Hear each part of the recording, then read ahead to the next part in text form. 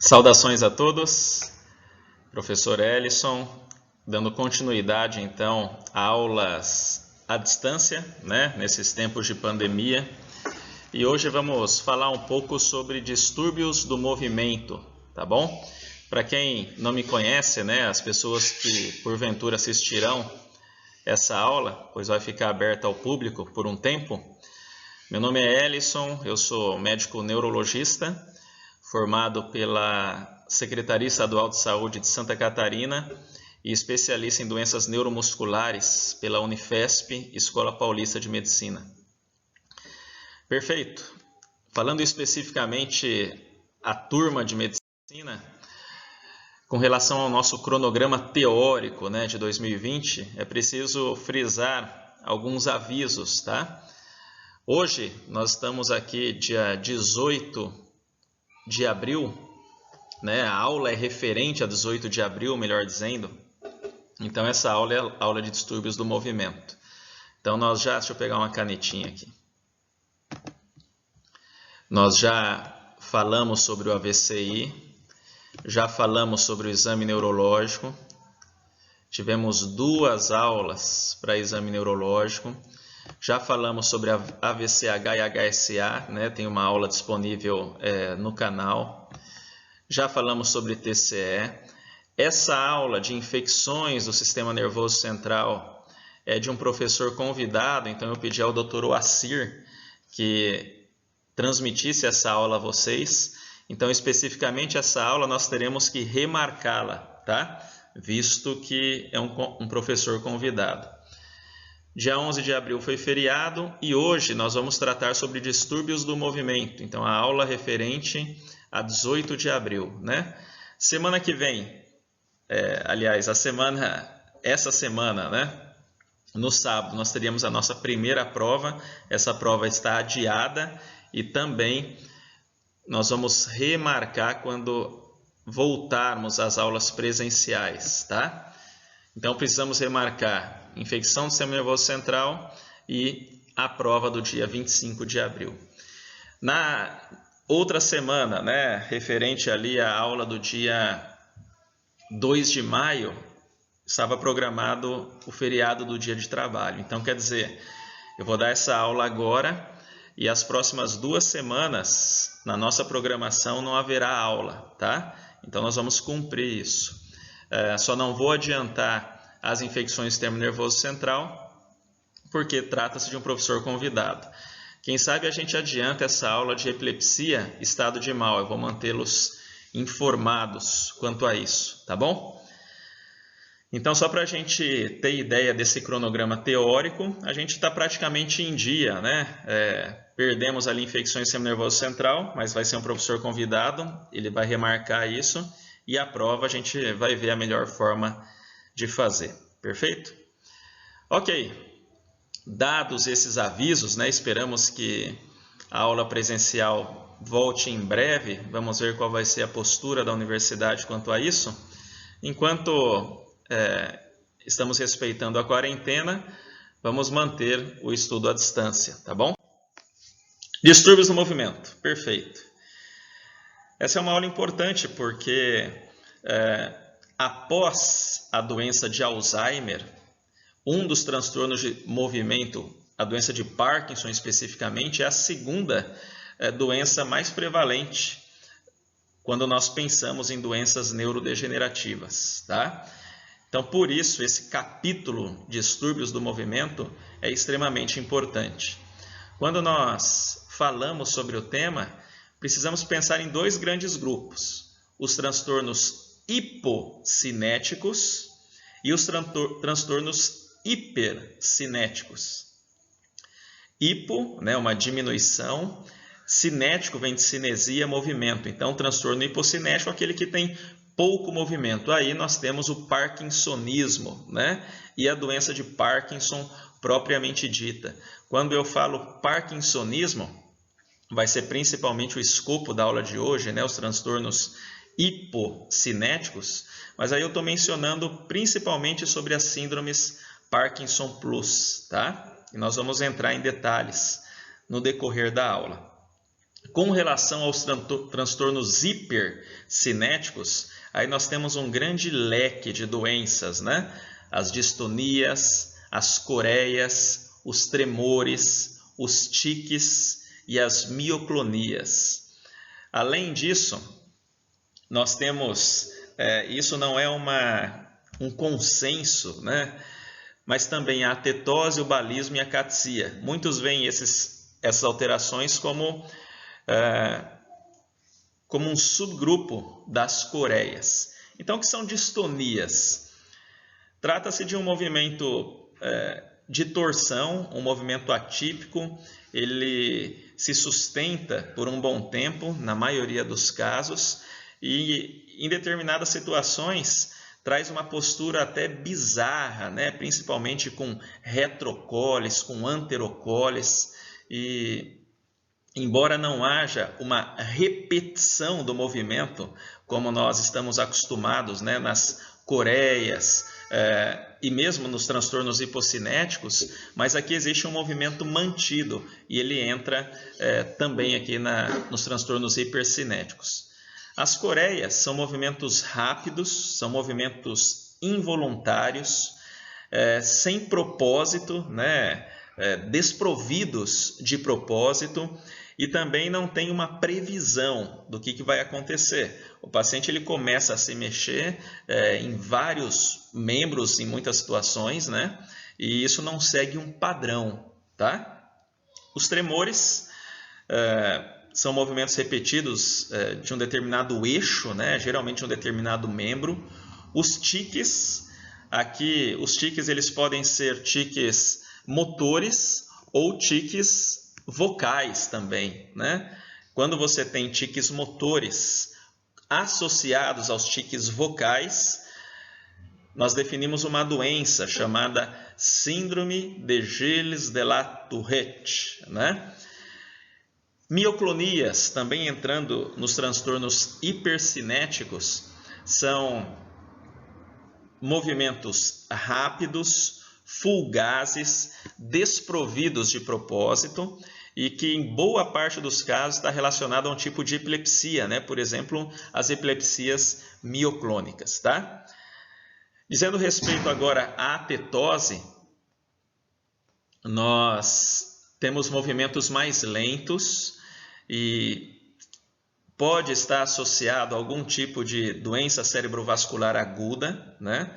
O balismo, geralmente o hemibalismo, são movimentos mais rápidos, né?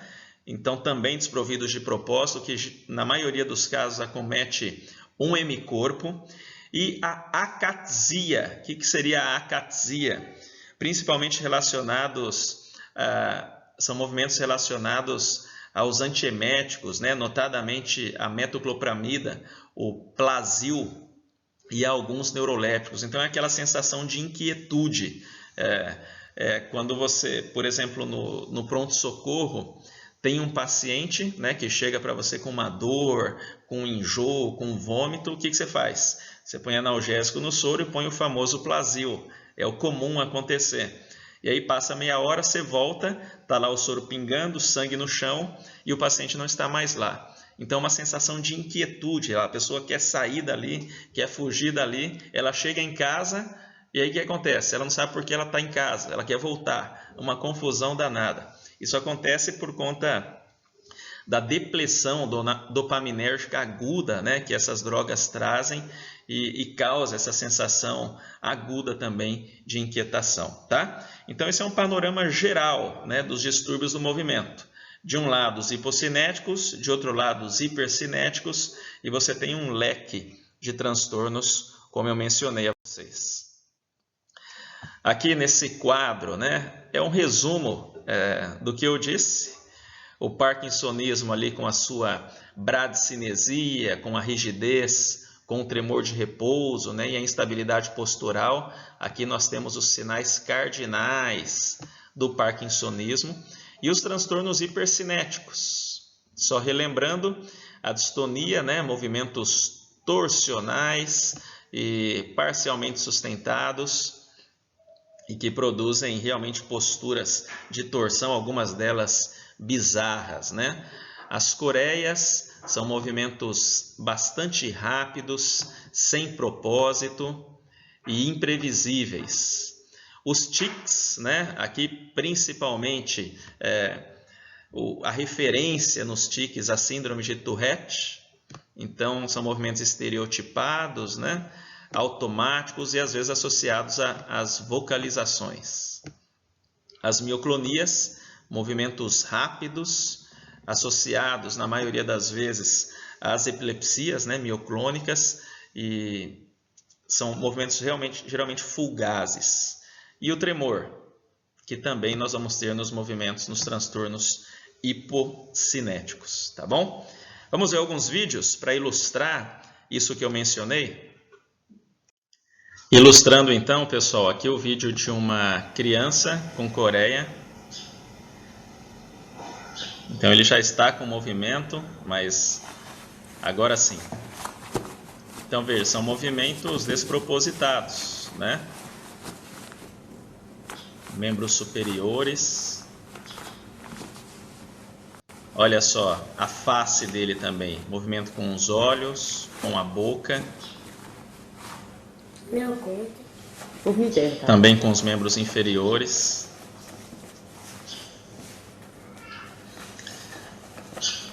Então aqui uma associação, né, com endocardite bacteriana, Corea de Sydenham. Nós lidamos também em adultos com um tipo de coreia em uma doença genética, né? Também com transtornos psiquiátricos associados e sérios distúrbios de movimento, que é a coreia de Huntington. Então veja, ele não para quieto, né? Quem está perto fica agoniado com isso. O tratamento geralmente se faz com neurolépticos, né?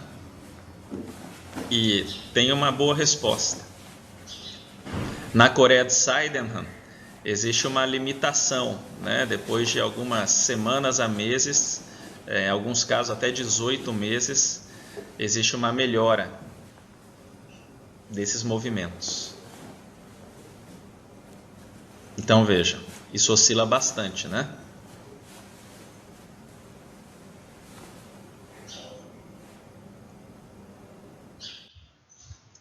Então aqui é a Coreia.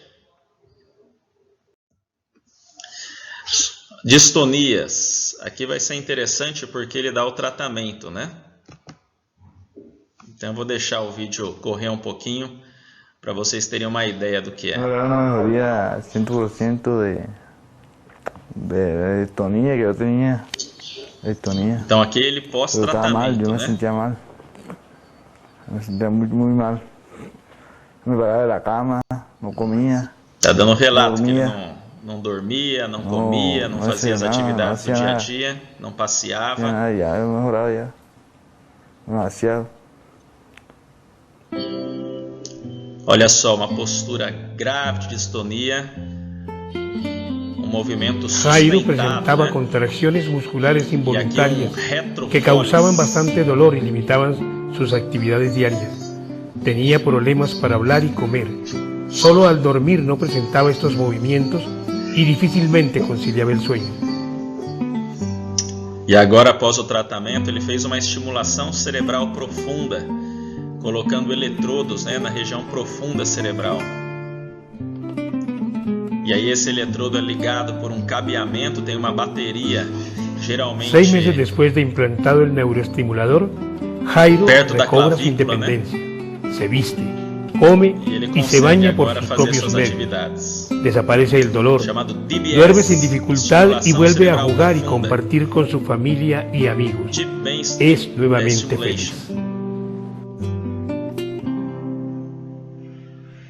Maravilha, né? Então, distonia. Aqui é um exemplo de mioclonia.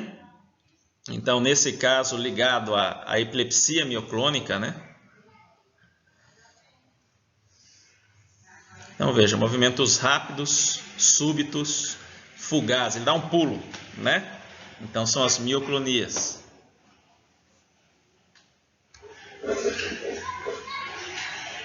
Então, você pode ter uma postura, uma mioclonia positiva, né? Quando você tem uma contração muscular, mas às vezes uma mioclonia negativa. A pessoa está fazendo alguma coisa, perde o tônus e isso também se configura como mioclonia. Ela pode ser tanto positiva como negativa, tá? Eu vou deixar um vídeo, essa é uma campanha que foi feita nos Estados Unidos para conscientização da síndrome de Tourette. Aqui nós vamos abordar os tics, né? In every school in America, there's probably at least one kid who has Tourette syndrome. This is a program about what Tourette's is and what it's like to have it. Então veja, os mais variados tics, isso causa um estigma, né? Tourette syndrome is a certain brain defect. It's a neurological problem. Veja a sobrancelha, That causes you nariz, to tick. Ticks control our bodies. tosse, Like coughing, twitching, Like snapping over the alguns movimentos do a lot complexos. of Esse things people fungar, wouldn't né? like. It's not contagious. Metal. They like come all the time. Coffee. It's there. Why do you have to make fun of it? They just think I'm real crazy. A person who has Tourette's isn't like a whole another person. Like me. I'm a regular kid. It feels weird because I'm in control of everything else. Why aren't I in control of that? Why can't I stop myself from doing Ó, it? veja, complexidade de movimentos, né? Estereótipo motor associado à vocalização. There it is. Try to hold back too much. You can't think of anything except holding them back, and you can't think of anything except doing them. I do that. Like I didn't mean to. I just feel like kind of funny inside. I say like, why can't I stop doing this? Why can't I stop doing this? If my hand twitch was really bad, I just hold it down on like a table and just take deep breaths or something and just try to Olha a complexidade, stop. né? It's like they're like it's like an itch. Like you have to like scratch it. You just do it. It's like controlling you and you feel like you have to do it or else something's gonna happen. When I'm having a bad day and a lot of ticks are coming out, I go really pretty much crazy. Okay, note for you. You need, before you go into school, you really need to tell people that you got Tourette's or else it's going to be a big, big hard time for you. They called me a monster. I felt terrible. I felt like I was evil. There's a point in a friendship with someone with Tourette's where they ask, I've always wondered, can you stop it? Can you like just stop? I had a tick, like a really loud screeching noise. All the kids would like tell me to stop and just keep staring at me. Stop it! And I would say, I can't. Stand up, dust yourself off, and say, you know what?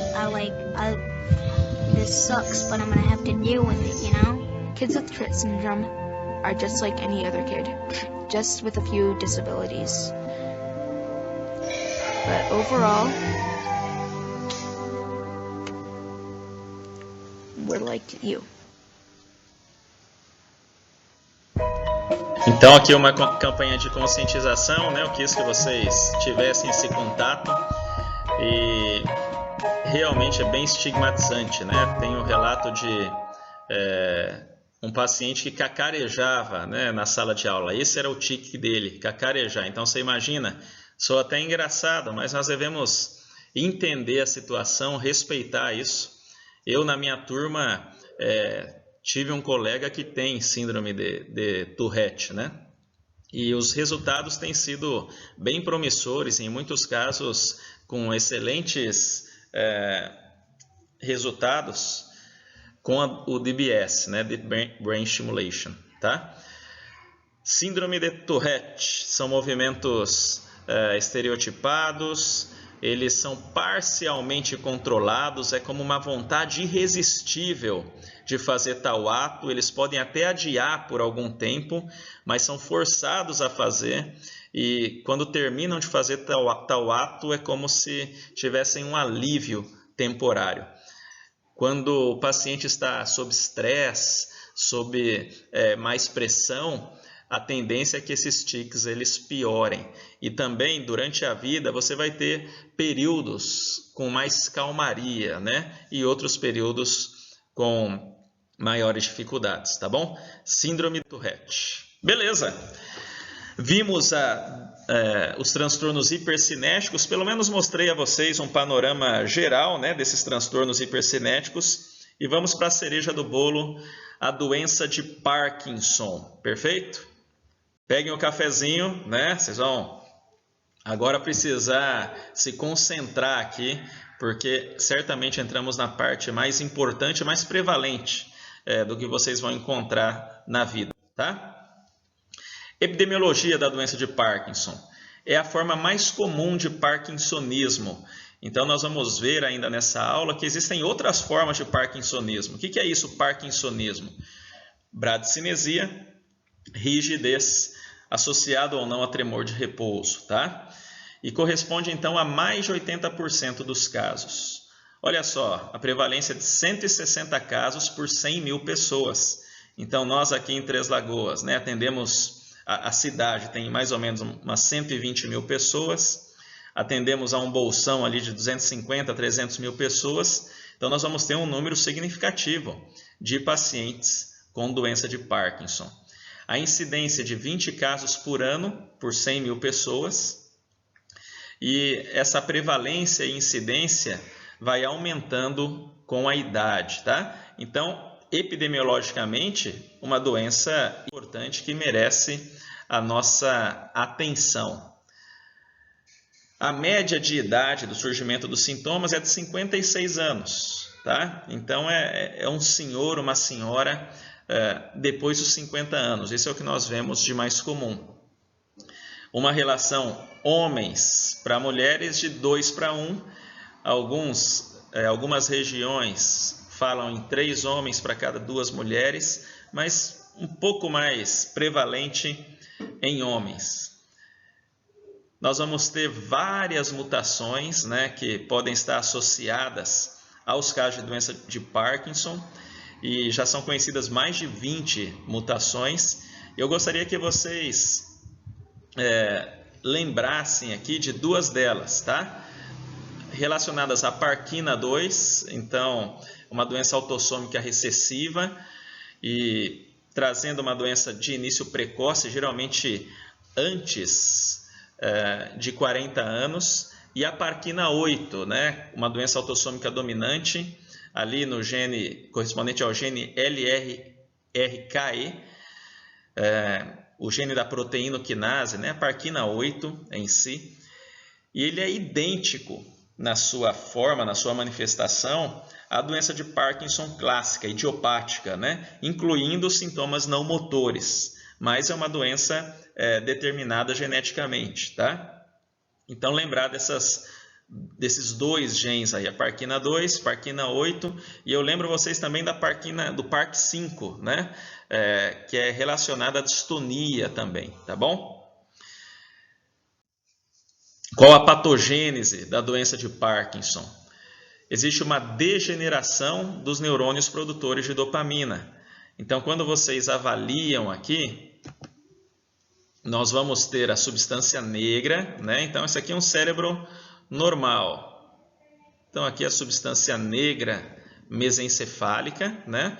E no paciente com doença de Parkinson, você não encontra essa faixa negra como num cérebro normal. Geralmente existe uma faixa mais acinzentada, isso mostrando uma depleção de dopamina, visto que nessa região nós temos riqueza em neurônios dopaminérgicos aqui, ok? E vocês vão ter inclusões citoplasmáticas eosinofílicas, que são os corpos de Levy, já mencionada por James Parkinson logo nos primeiros relatos da doença, tá?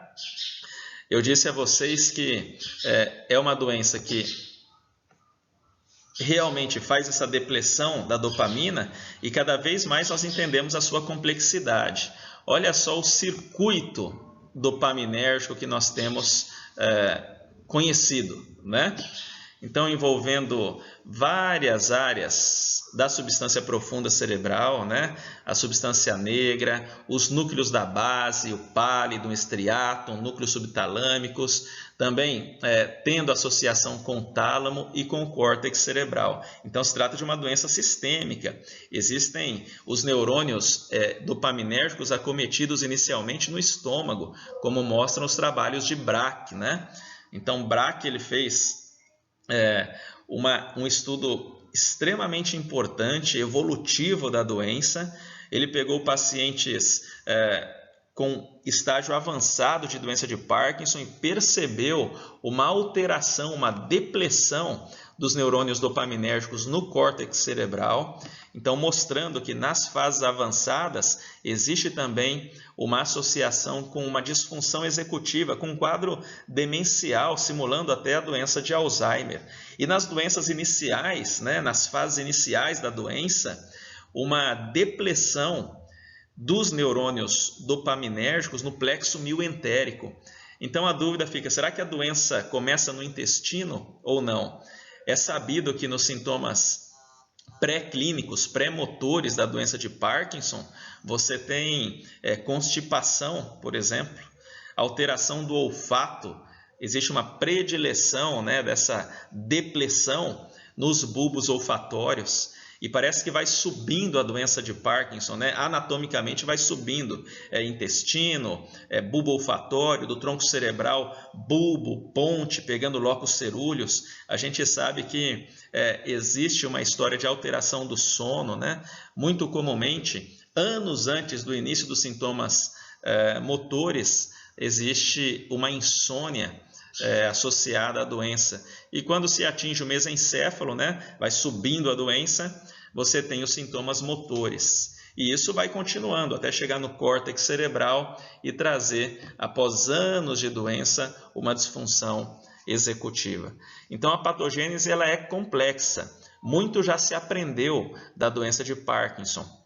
E a tendência é que nos próximos anos nós tenhamos mais informações que inclusive vão ajudar no tratamento, né? Aliás, a dopamina, que é o carro-chefe do tratamento, é da década de 70. Então nós tratamos a doença de Parkinson praticamente de forma inalterada já há 50 anos. Precisamos, quem sabe, de um boom de conhecimento para melhorar ainda mais a vida dos pacientes. Então aqui uma peça pós-mortem, né? Nós vemos a substância negra aqui do lado esquerdo, então num cérebro normal, e na doença de Parkinson uma região mais pálida, né? Geralmente assimétrica, mostrando uma depressão da substância negra dos neurônios dopaminérgicos. Aqui também uma outra ilustração, aqui a substância negra num cérebro normal. E quando você pega a histopatologia, nós vemos uma densa população neuronal, né? Você vê uma densa população neuronal aqui, comparado com uma esparsa, com uma pobre população neuronal nessa outra lâmina, né? Então aqui você tem a associação da substância negra normal com uma alta densidade de neurônios dopaminérgicos. E aqui uma associação de uma baixa densidade de neurônios dopaminérgicos associado também à perda, à ectoscopia da substância negra ali no mesencéfalo, né? E aqui nós vemos um neurônio com inclusões eosinofílicas, né? Que são os corpos de Levy. Você tem ali proteínas, a alfa-sinucleína, né? Proteínas que estão inclusas, estão dentro do citoplasma neuronal de forma patológica, né? Por serem alfa-sinucleínas, a doença de Parkinson é conhecida também como alfa-sinucleinopatia, tá? Em alusão a esse depósito anormal desse tipo de proteína, gerando disfunção. Não sabemos se é causa ou consequência, né? Mas uma disfunção neuronal, tá bom? E quais são os achados clínicos da doença de Parkinson? Nós temos os sinais cardinais. Tremores de repouso, né? Então é o tremor em contar dinheiro. A bradicinesia, lentidão, né? Devagar, cinesia, movimento. Aliás, entre os sinais cardinais, a bradicinesia é algo obrigatório. Muita gente pensa que é o tremor. Não. Você vai encontrar vários casos de doença de Parkinson sem tremor. Então, a bradicinesia precisa obrigatoriamente estar presente, mas o tremor de repouso não, tá? E a rigidez, um importante sinal cardinal, aqui uma rigidez em roda denteada, né? É aquela rigidez que acompanha todo o movimento. E também conhecida como rigidez plástica, tá? Não se esqueçam disso. Então, basicamente, nós vamos ter na doença de Parkinson bradicinesia associada à rigidez, né, que é a forma rígido, a cinética da doença, ou bradicinesia associada a tremores, que é a forma tremulante da doença. Não raramente você tem bradicinesia, rigidez e tremor de repouso, tá? Então, esses são 3 pontos importantes. A perda dos reflexos posturais, a instabilidade postural, aquele corpo inclinado mais para frente, né? Quando o paciente vai caminhar, isso fica muito visível, faz parte do sinal cardinal, certo? Mas ele geralmente se mostra de forma mais tardia. Então, quando nós perguntamos qual é a tétrade clássica da doença de Parkinson, você vai lembrar bradicinesia, tremor de repouso, instabilidade postural e rigidez, tá certo? Como achados clínicos importantes, nós temos algumas situações que limitam bastante a vida do doente, né? O freezing e a festinação. O freezing é o congelamento da marcha. Então, o paciente está caminhando e geralmente ele desliga, né? Acontece que do nada, subitamente, melhor dizendo, ele desliga. Mais frequentemente associado a um obstáculo, tá? Então tem um meio-fio, ele desliga ali no meio-fio, é um obstáculo que ele vai perceber. Tem um tapete, ele pensa que aquilo é um obstáculo, né? De forma até mecânica e desliga. Então nós chamamos isso de freezing. E a festinação é aquela dificuldade em iniciar o movimento. Então ele desliga, ele está parado, e ele se esforça para começar a caminhar, dá passos curtos e rápidos e aí sim faz a marcha basal que ele está acostumado. Geralmente uma marcha em pequenos passos, né? em petit pas. Então vejam, a marcha parkinsoniana ela é típica, mas ela não entra no sinal cardinal. Por quê? Porque ele é um fruto de tudo isso.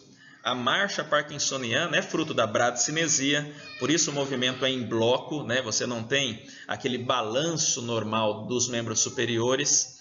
Existe uma rigidez, existe uma instabilidade postural, a postura, o corpo voltado para frente. Isso bradicinesia, rigidez, alteração do reflexo postural, faz uma propensão a quedas, né, no decorrer da doença, geralmente após alguns anos da doença, principalmente quando o paciente ele vai se virar, ele cai para um lado, ele cai para o outro, e isso pode ser bastante limitante.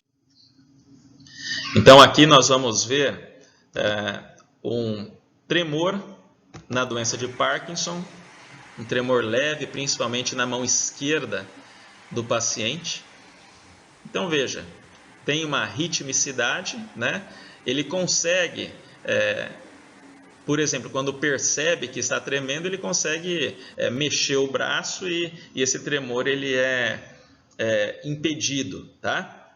E aí quando ele esquece, quando ele está em repouso novamente, o tremor ele volta. É só tremor de repouso que existe na doença de Parkinson? O conceito inicial diz que sim. Mas hoje nós sabemos que pode haver um tremor postural e pode ter também um tremor de ação, tá? Mas classicamente o tremor de repouso chama bastante a atenção.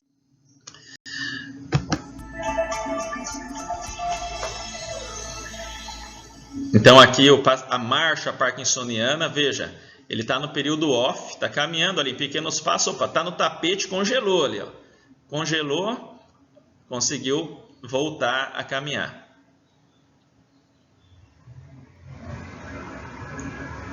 Veja a dificuldade na virada, né?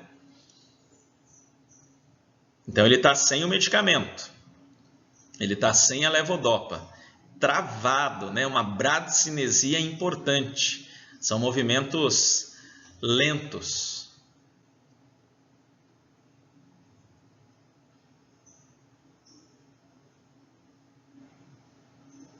E aí com a ajuda ele consegue caminhar. Mas veja, tudo é muito custoso, né? Não consegue dar o passo, ó.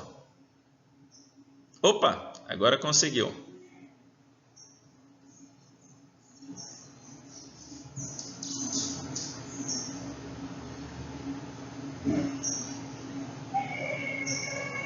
Novamente ela faz a virada do paciente, né? A mudança de direção, e veja como ele tem dificuldade. Mesmo com auxílio. Então esse paciente é o paciente que vai cair, né? Se ele estiver andando e tiver que fazer um movimento como esse, ele cai.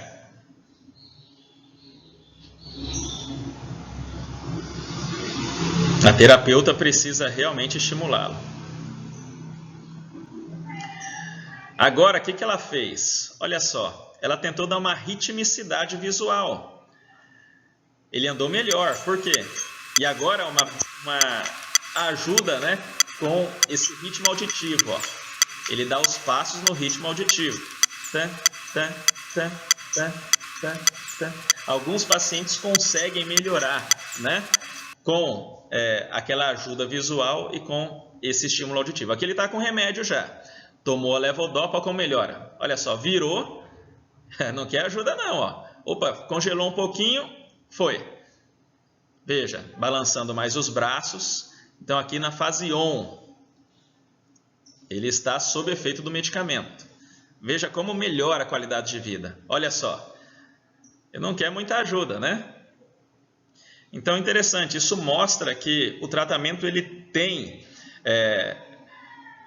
um papel importante na qualidade de vida que esse paciente pode levar, né? Existem algumas artimanhas que vocês viram ali, né? Uma ajuda de ritmicidade visual para ele marcar o passo, uma ajuda para ritmicidade sonora para ele também marcar o passo. Não funciona para todos, mas pode ser um mecanismo, uma carta na manga. Mas o fato é ele ter dopamina circulante, né? Ele ter dopamina cerebral e aí sim poder estar bem, né, na fase on em vigência do tratamento, tá? Muito antes dos sintomas motores, nós temos a apresentação de sintomas não motores, né?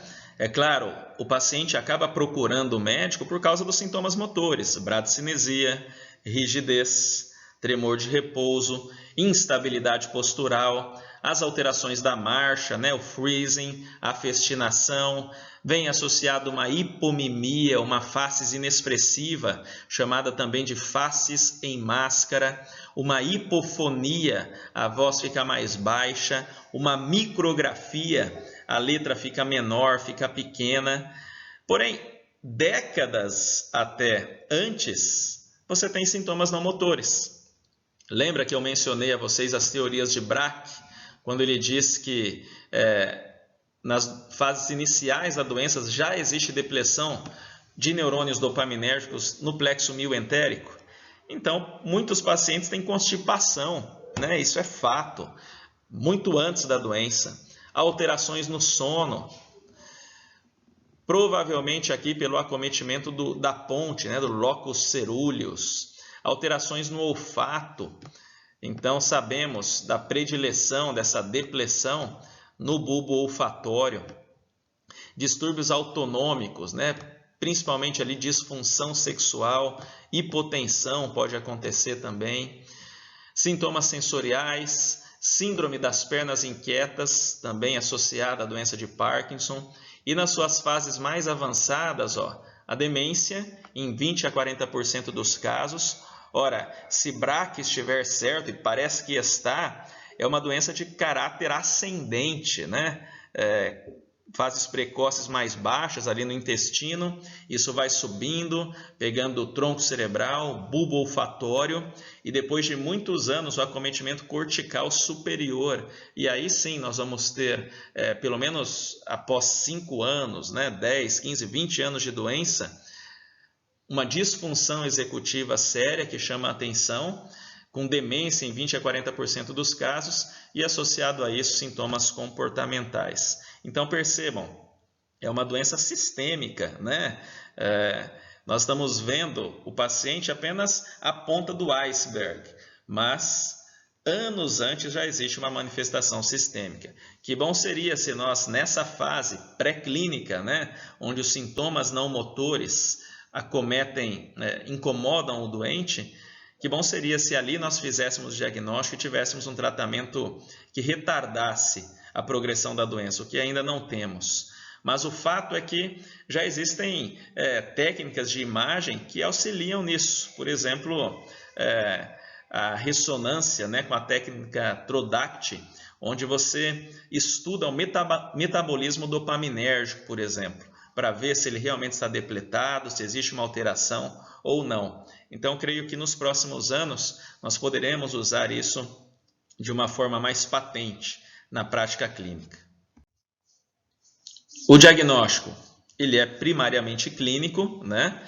E você precisa ter a bradicinesia associada à rigidez ou ao tremor de repouso. Se você tiver bradicinesia associada à rigidez, você tem a forma rígido-acinética, que responde melhor ao tratamento.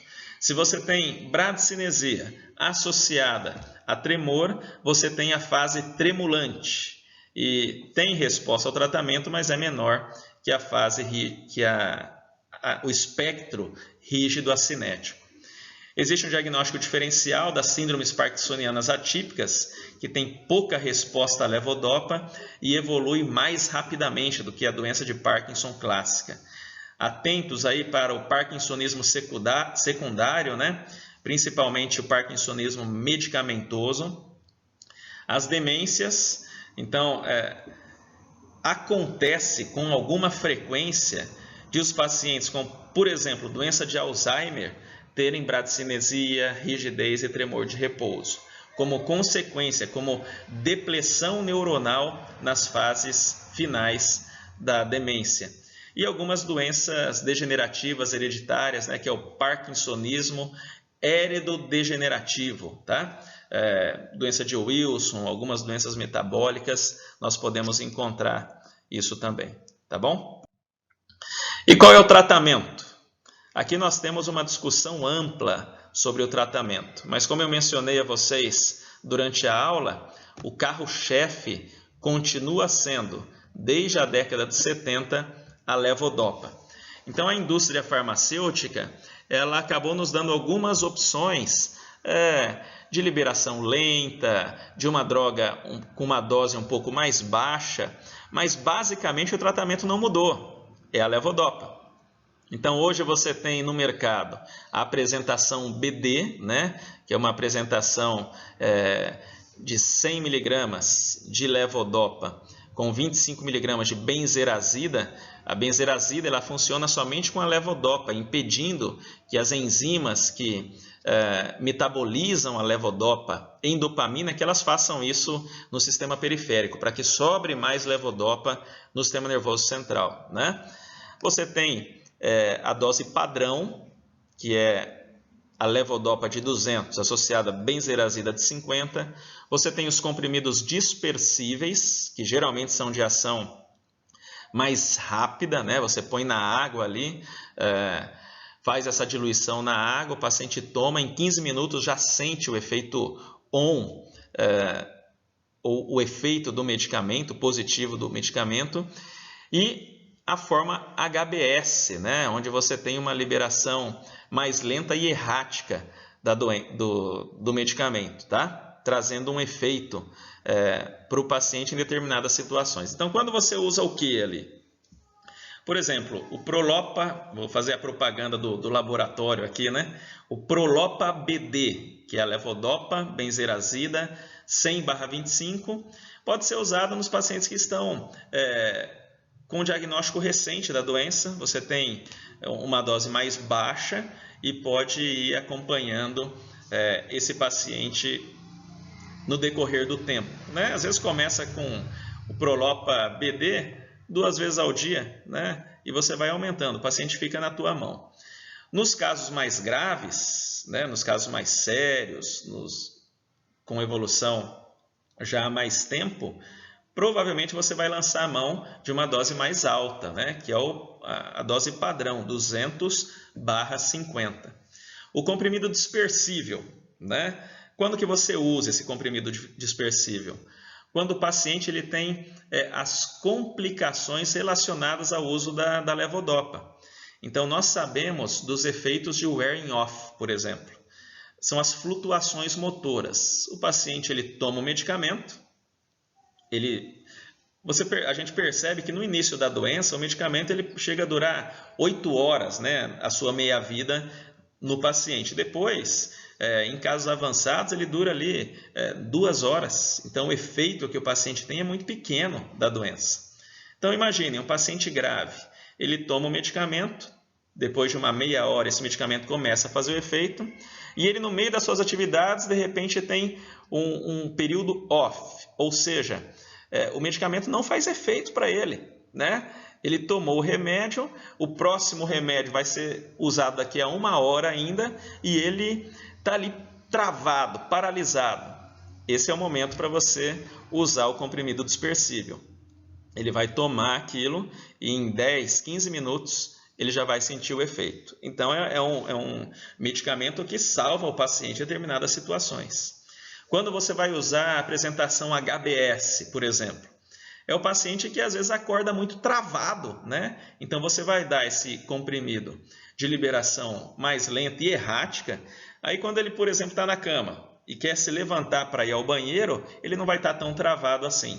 Ou quando ele acordar pela manhã, ele não vai estar tão travado assim. Então é preciso ter um tratamento bem racional, né? E usar essas drogas com as suas indicações. O Prolopa BD, o Prolopa padrão, né? O comprimido dispersível e o comprimido HBS, tá bom? Lembrando que geralmente após 3 a 5 anos do uso da levodopa, nós vamos ter as discinesias, né? Então, o paciente ele começa a ter movimentos involuntários, também sem propósito. Embora ele esteja ligado, ele esteja mais solto, menos rígido, ele consegue fazer boa parte de suas atividades, mas está lá esses movimentos erráticos acompanhando. Então, isso aí não sabemos se é uma evolução natural da doença ou se é a associação estrita com a levodopa. Mas o fato é que em 3 a 5 anos, depois do uso da levodopa, a gente tem que saber conduzir isso, né? Essas discinesias. E pode ser bastante difícil, principalmente para as pessoas que estão ao redor. As discinesias, quando são graves, elas entram na indicação para a cirurgia, para o DBS, né? Para a estimulação cerebral profunda. Da mesma forma, a flutuação motora. Então, toma o medicamento e o medicamento tem um efeito muito fugaz, muito rápido. O paciente logo desliga, né? Fica travado, e quando toma o medicamento ele ainda tem discinesia. Então, quer dizer, o período de qualidade de vida é bem restrito. Por essa razão, precisamos usar de forma bem racional a levodopa, mas continua sendo a cereja do bolo. É o principal medicamento, a nossa principal arma contra a doença de Parkinson. Nós temos os agonistas da dopamina, né? Na nossa realidade, o Pramipexol, que o nome comercial é o Cifrol, né? E para que você usa o pramipexol? Ele é um agonista dopaminérgico, ou seja, o organismo ainda produz dopamina. Então é nas fases iniciais, tá? Você vai poupar o uso da levodopa. A gente viu que a levodopa traz consigo, no decorrer do tempo, os efeitos de wearing off, os efeitos de cinesia, as flutuações motoras. E o pramipexol, a ideia é nas doenças iniciais. No paciente com doença leve, ou mesmo você pega um aposentado, né, que está em casa, não tem aquela vida totalmente produtiva, você pode começar um medicamento mais tranquilo para ele, que é o pramipexol. Porém, ele dá muito sintoma gastrointestinal, às vezes dá náusea, dá vômito, e ainda bem que hoje nós temos a rotigotina, que é um agonista dopaminérgico transdérmico, é um adesivo transdérmico que você pode usar. Então, a gente pula esse efeito gastrointestinal que o pramipexol faz. Mas qual o problema dos agonistas dopaminérgicos? Eles causam alguns transtornos, né? Algumas impulsividades. Além disso, pioram delírio, alucinações. Isso pode ser realmente um problema sério, né? Existe uma compulsão sexual a ponto de, às vezes, vem a esposa do paciente dizendo: olha, doutor, tem como tirar esse remédio não, porque a situação tá difícil ali. Então, se referindo mesmo a essa compulsão sexual que o agonista dopaminérgico pode fazer. Uma coisa que também traz um transtorno grande é a compulsão por jogo, né? Por compras. Então, às vezes o paciente sai gastando dinheiro aí, você tenta melhorar um problema e ganha outro, né? E jogos, principalmente jogos de azar. Então, nesses casos, você deve tirar, né? Principalmente em pacientes acima de 65 anos, o ideal é ter muito cuidado, né? Na prática, a gente usa pouco o agonista dopaminérgico para pessoas de mais idade, exatamente por esses riscos, tá? Então, vimos aqui a levodopa, né, como precursor da dopamina. Vimos aqui os agonistas dopaminérgicos. E agora, os inibidores da CONT. Aqui nós temos a entacapona. A tolcapona a gente não usa mais, tem muito efeito colateral. Então, aqui a gente usa a entacapona. O nome comercial principal aqui é o Contan. Hoje em dia, nós temos, melhor dizendo, a levodopa já associada à entacapona, né? Então já existem formulações dos dois medicamentos juntos.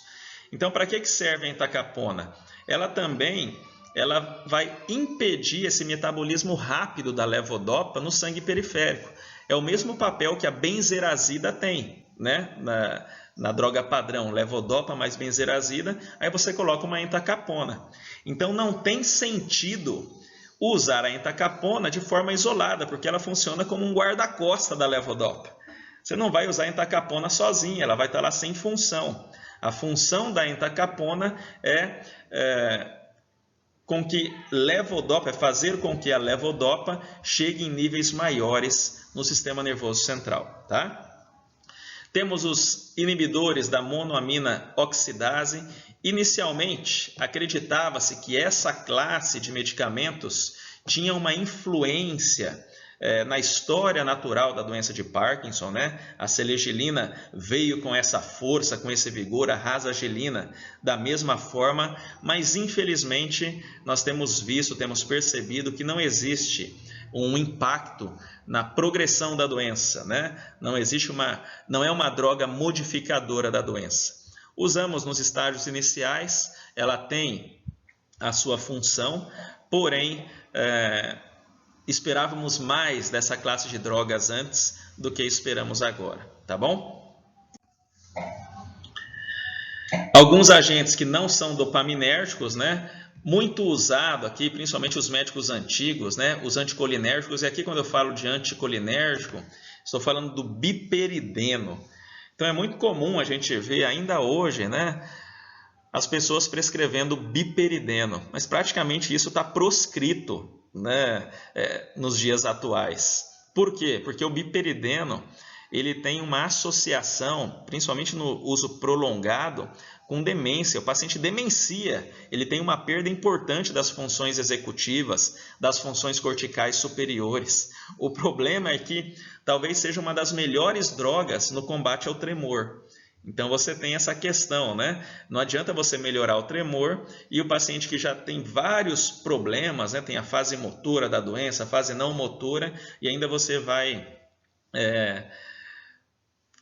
colocá-lo sob um risco de uma demência até, eu diria, rapidamente progressiva, tá? Então, biperideno nós não usamos hoje em dia para a doença de Parkinson, mesmo sabendo que pode ter uma boa ação no tremor. Porém, custo-benefício, não faça isso, tá bom? A amantadina funciona como um antiglutamatérgico, principalmente no início da doença. A amantadina era muito usada, né? Quando se começou a tratar a doença de Parkinson, a amantadina era muito usada. Hoje você vê neurologistas antigos, né? Vem a doença de Parkinson, já começa com a amantadina. Ela também tem uma boa resposta no tremor, tem a sua função também nas discinesias, tá? Os benzodiazepínicos, clonazepam e lorazepam, também entram no tratamento como coadjuvantes. E aqui nos sintomas avançados da doença, quando nós temos alterações de comportamento, né, principalmente associado à disfunção executiva, existe ali os antipsicóticos, né, a quetiapina e a clozapina, que tem poucos efeitos extrapiramidais ou menos efeitos extrapiramidais que, por exemplo, o haloperidol, e é um medicamento que pode ser usado na doença de Parkinson, tá bom? Então, basicamente é essa discussão. Não esqueçam ali dos agonistas dopaminérgicos, os precursores da dopamina, a levodopa como carro-chefe, né? Nas apresentações BD, né? 100 de levodopa, 100 mg de levodopa, 25 de benzerazida. A padrão, 200 mg de levodopa, 50 mg de benzerazida. O dispersível para salvar o paciente naquele período off, né? E o HBS, principalmente para ajudar o paciente à noite, quando ele se levanta ou quando ele acorda, para não ficar tão travado, né? Lembrar dos agonistas, o pramipexol, a rotigotina, né, transdérmica, que pode ajudar nas doenças iniciais, mas tem importantes efeitos colaterais também. Os inibidores da CONT, né, entacapona, os inibidores da monoaminoxidase, a seligilina, e o restante do arsenal terapêutico que nós temos, que podem ser usados esses medicamentos em situações específicas. Hoje em dia, né, com muita alegria, nós entramos no tratamento neurocirúrgico da doença de Parkinson. Inicialmente era feita a palidotomia ou a talamotomia, com resultados não tão expressivos, né? Fazia-se uma lesão no globo pálido, uma lesão no tálamo, e nem sempre os resultados eram bons, até que surgiu a levodopa e a palidotomia, a talamotomia caíram em desuso. Até que surgiu, né, com mais força ali na década de 90, o DBS, né, Deep Brain Stimulation, estimulação cerebral profunda, onde você, por um sistema de cabeamento, você faz a implantação de um eletrodo na região profunda cerebral. Os americanos usam muito o globo pálido interno. Aqui no Brasil a gente fica mais com um núcleo subtalâmico, né? E esse eletrodo em região cerebral profunda, ele, por esse sistema de cabeamento, você tem uma bateria ali na região próxima à clavícula, e você tem um controle do estímulo elétrico que essa região vai sofrer. Então, dessa forma, você consegue otimizar o tratamento, né, por estímulo elétrico, e o paciente geralmente tem melhora, né, da parte motora, incluindo as discinesias. Quem é candidato a fazer DBS? É o paciente que responde ao tratamento com levodopa, mas que infelizmente ele tem muita flutuação motora, muito wearing off, né? Efeito de final de dose. Ou é o paciente que responde à levodopa, mas tem muita discinesia. E nós fazemos para o paciente com mais de 5 anos de evolução da doença. Por quê? O que não queremos é que pessoas que não tenham doença de Parkinson sejam submetidas ao DBS, tá? Então, sabemos que as síndromes parkinsonianas rapidamente progressivas podem ser parkinsonismos atípicos, que respondem pouco à levodopa e vão responder pouco também à estimulação cerebral profunda. Então, por isso, esse tempo maior que 5 anos para fazer esse procedimento, ok? Sobre o prognóstico, ela é uma doença neurodegenerativa, né? Mesmo a cirurgia, ela não melhora, por exemplo, a instabilidade postural, o desequilíbrio, né? A doença continua avançando.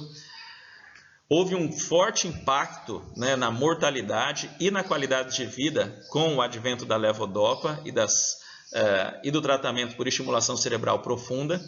E o ponto-chave aqui é que o tratamento equilibrado melhora sobremaneira a capacidade funcional e a qualidade de vida. Que bom, né? Que nós temos a levodopa hoje para tratar esses pacientes. E como curiosidade, aproveitem aí a quarentena e assistam, né, na Netflix, o filme Tempo de Despertar. É um filme bem legal que mostra exatamente a história da levodopa, tá? Como eles entenderam que a levodopa funciona. E é interessante também que eles tratam no decorrer do tempo dos efeitos que a levodopa vai apresentar, né? Do wearing off, do efeito de final de dose, do liga-desliga. E tudo isso está retratado no filme Tempo de Despertar. Ok? Então, esses são os principais pontos da doença de Parkinson, que é a cereja, né, da nossa aula hoje. E quero compartilhar com vocês também sobre síndromes parkinsonianas atípicas, né? Então, se você quiser agora dar uma pausada no vídeo, tá? Pega outra xícara de café, um amendoim, né? E ânimo agora para síndromes parkinsonianas atípicas. Eu não vou ser prolixo, né? Vou ser bem objetivo aqui, até porque vocês não são especialistas, né? Alguns serão, mas não todos. E eu quero que vocês apenas tenham essa lembrança das síndromes parkinsonianas atípicas, tá bom? Vamos começar com a paralisia supranuclear progressiva. Então, uma prevalência de 1,5 casos por 100 mil pessoas. Tem literatura que diz que é de 6 a 7 casos por 100 mil pessoas. Isso é variável, né? É mais frequente em homens e a média de idade de início ela é maior que na doença de Parkinson. Enquanto no parkinsonismo clássico, o início é ali nos 55, 56 anos de idade, aqui 63, 65 anos de idade. Paralisia supranuclear progressiva.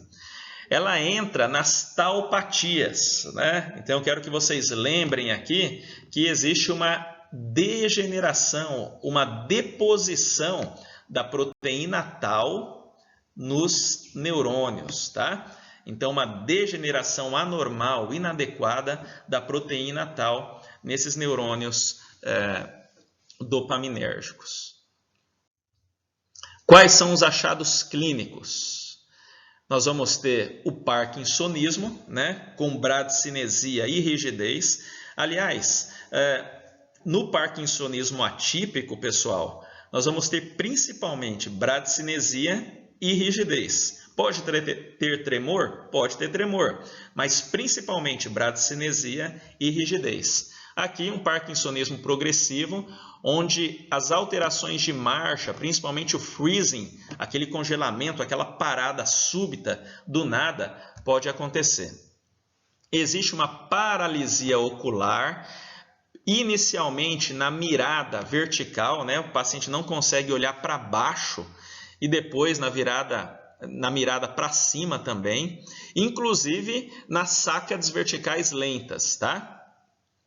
Então veja, o paciente ele vai ter uma alteração no olhar, ele não vai conseguir inicialmente olhar para baixo, vai ter uma paralisia no olhar para baixo.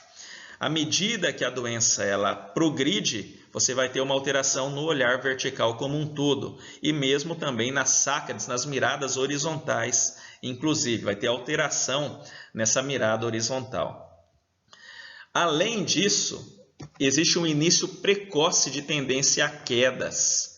Ele vai começar a cair rapidamente, né? Antes de 3 a 5 anos do início da doença. Puxa, está caindo rápido, né? A doença está evoluindo rápido. Olha, isso pode não ser doença de Parkinson. Está esquisito. Ainda mais se não responde adequadamente à levodopa. Esse início precoce de quedas tem a ver com a alteração do olhar, mas principalmente com uma instabilidade postural. E ele cai para trás, pessoal. Na doença de Parkinson, comumente o paciente ele cai para os lados, né? Ele vai virar e aí ao virar ele cai, ele perde o equilíbrio e cai. Aqui não, ele cai para trás e isso realmente é perigoso. Às vezes um esbarrão ele perde completamente essa estabilidade postural e cai. Um acometimento importante axial, né? Um retrocólis distônico, uma distonia facial. Então, esse retrocólis distônico é um pescoço virado para trás, tá? E essa distonia facial, ele tem uma distonia na região frontal e fica com uma cara assim meio de assustado, tá? Além disso, temos a bradifrenia, que é um pensamento lento. Eu tenho uma paciente no consultório exatamente com esse quadro, né? A gente não fez o exame de imagem, né? Pelas questões sociais envolvidas, tal, mas ainda não fez esse exame de imagem, mas a paciente ela tem uma paralisia ocular, ela tem uma rigidez axial, principalmente aqui uma distonia facial, bem típica mesmo. Pouca resposta à levodopa, né? E um parkinsonismo, bradicinesia e rigidez. Então, um quadro clínico compatível com paralisia supranuclear progressiva. E a resposta, como eu já mencionei ao tratamento, ela é bastante limitada. Uma doença grave, rara, e nós temos aqui na idade, né? Então, aqui, para vocês terem uma ideia desse retrocólis distônico, né? A tomografia e a ressonância, elas podem te ajudar, principalmente a ressonância, tá? A tomografia não é tão sensível, mas a ressonância, ela pode demonstrar uma atrofia do tronco cerebral, especialmente do mesencéfalo. O que acontece? Pode haver aqui, em alguns casos, um aumento dos ventrículos, inclusive gerando aqui uma atrofia do corpo caloso. Ó. Vocês estão vendo? Tem uma atrofia do corpo caloso. E aqui você tem uma ponte robusta, porém um mesencéfalo atrofiado. Então, mesencéfalo atrofiado.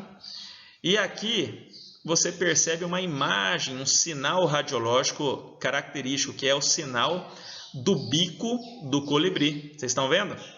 Então, a cabeça do colibri, ó, a cabeça do colibri e o bico do colibri.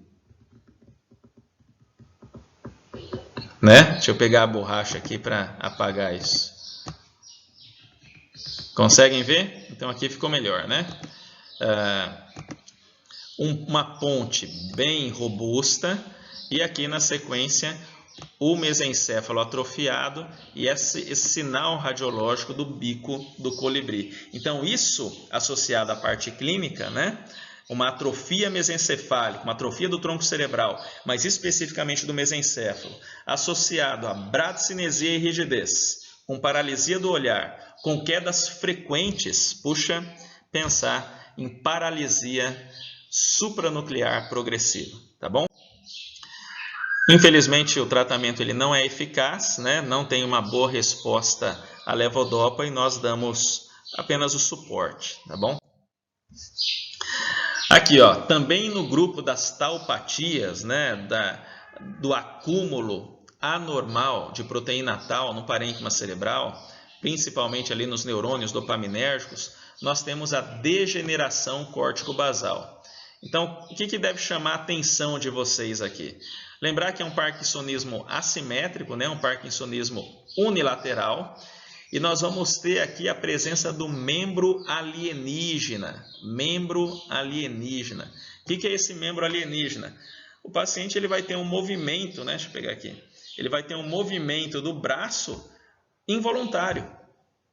Às vezes vai ter um movimento da perna de forma involuntária. E a isso nós chamamos de membro alienígena.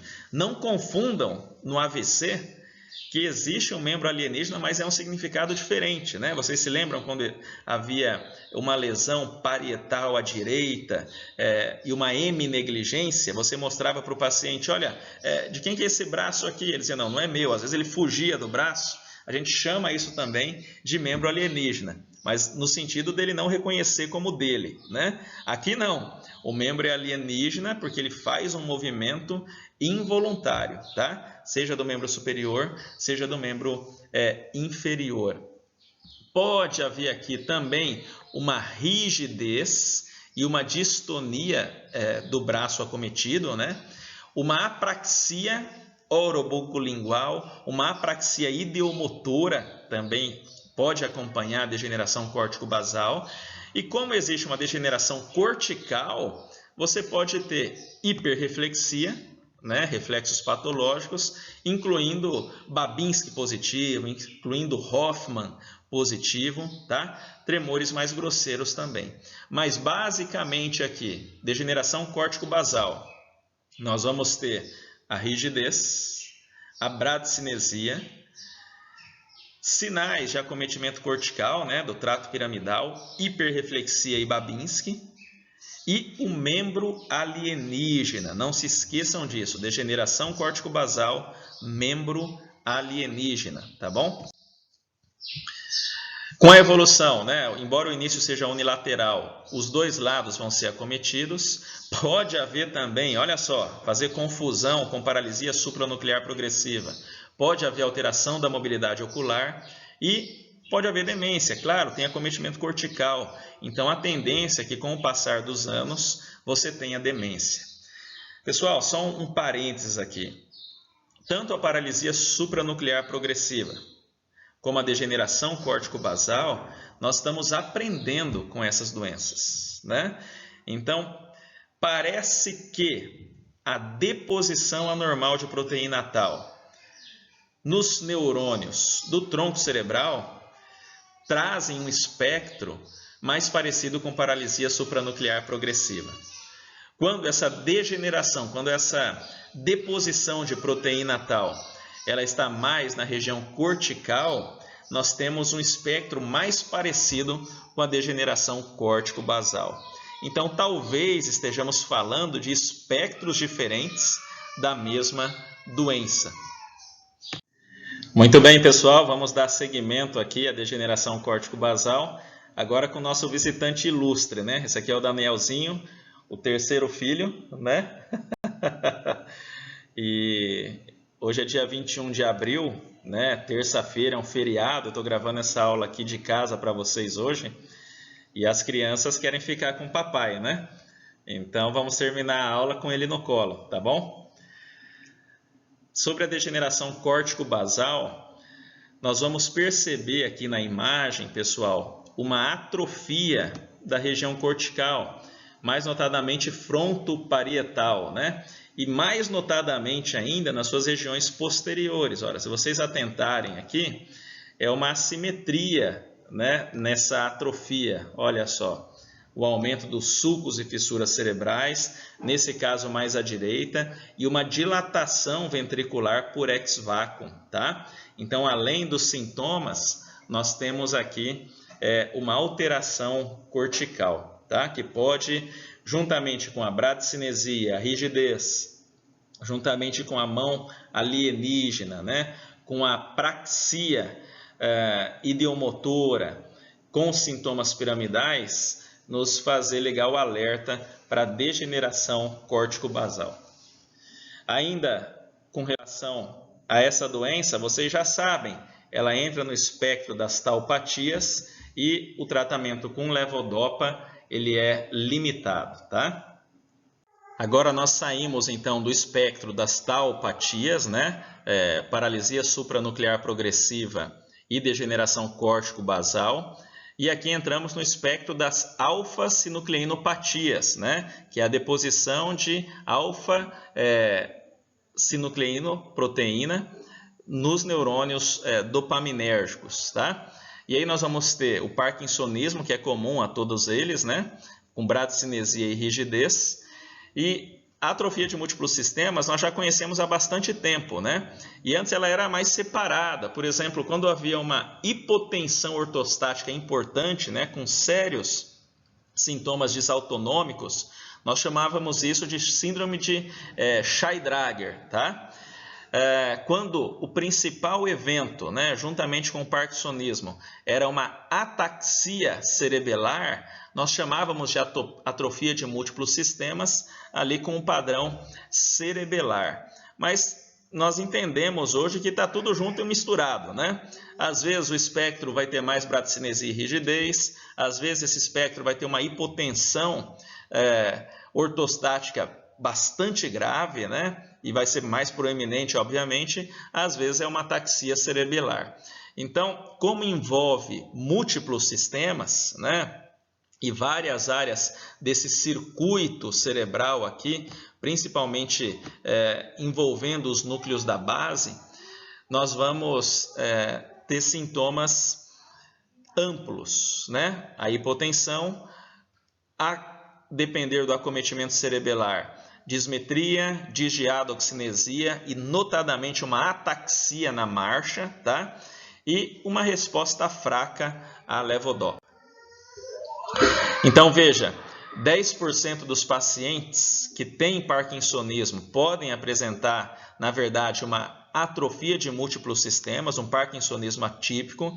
O início ele é mais cedo até que a doença de Parkinson clássica, né, em volta dos 53 anos, e uma prevalência anual de até 3 pacientes por 100 mil pessoas. Muitos pacientes ficam em cadeira de rodas, né? Ficam bastante incapacitados, seja pela ataxia cerebelar, seja pela grave hipotensão postural. E a sobrevida média, nesses casos de atrofia de múltiplos sistemas, é de 6 a 7 anos após o início dos sintomas.